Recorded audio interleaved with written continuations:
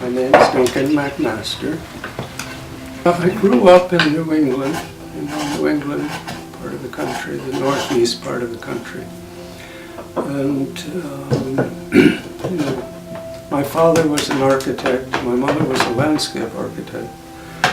And so, she had a lot of background in botany and whatnot, so brought us up in the country with plants and trees and knowing what different things were good for. And in New England as well, there's a wonderful history of what we call post and beam building or timber frame building, where the old barns and even the old houses were all made with big timbers that had joinery holding them together rather than 2x4s and nails.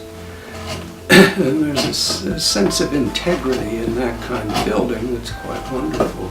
We had Finnish carpenters who worked with our crew who would come and set up their machines in the house we were building and build the kitchen in place, or build raised panel fireplace walls, wonderful woodworking stuff. And I thought, well, I'd like to do more of that end of it, instead of, lifting oak beams all day.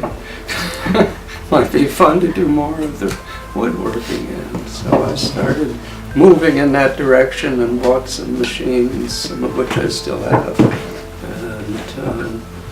And, they got me going on. When I moved out here in 1982, I discovered the Japanese tools. And the Japanese tools are really much better made than the hand tools available in the West. Our tools had become factory made. And the Japanese tools were still made by people who had a great sense of love and integrity in their work. And this continues today, though I don't think there are as many of them. But it's quite wonderful. The background religion, if you will, in Japan is Shinto.